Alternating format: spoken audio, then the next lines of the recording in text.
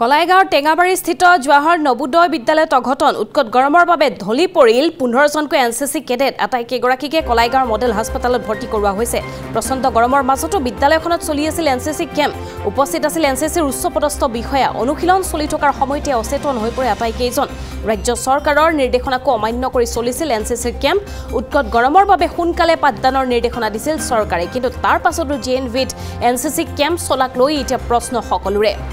উৎকট গৰম যেটো গৰমত বাহিৰলৈ ওলাব নোৱাৰা পৰিস্থিতি তেনে সময়তে কিন্তু এনচিচি কেম্প তাত আয়োজন কৰা হৈছে আৰু 15 গৰাকীকৈ এনচিচি কেডেট ঢলি পৰিছে এই ঘটনাটো সংঘটিত হৈছে কলাইগাঁৱৰ জিএনভিত এই ঘটনা সংঘটিত হৈছে আটাইকেইগৰাকীকে সমীপৱৰ্তী হাস্পতালত ভৰ্তি কৰোৱা হৈছে প্ৰচণ্ড গৰমৰ মাজতো বিদ্যালয়খনত এনচিচিৰ কেম্প চলি আছিল উপস্থিত আছিল এনচিচিৰ উচ্চপদস্থ বিষয়া অনুশীলন চলি থকাৰ সময়তে অচেতন হৈ পৰে আটাইকেইগৰাকী উৎকট গৰমৰ বাবে ঢলি পৰিল 15জনকৈ এনচিচি কেডেট আজি তাৰমানে তেওঁলোকৰ এটা কেম্প আছিল জেএনবিখন আছে যে আমাৰ দৰং ডিষ্ট্ৰিক্টৰ কলাইগাঁৱৰ ওচৰতে হয় ন তে সেইকেইখনত তাৰমানে আজি এনচিচি কেম্প আছিলে তো সেই এনচিচি কেম্পত আজিতো প্ৰচণ্ড গৰম হৈছে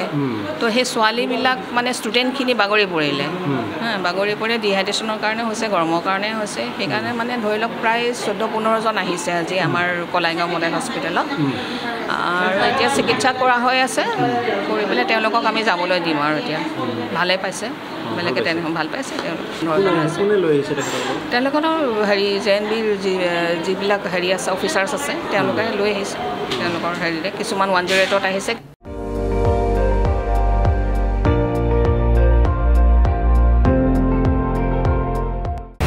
আপুনি চাই আছে ND24 সৰ্বশ্ৰেষ্ঠ নহয় সৰ্বোত্তমৰ দৌৰ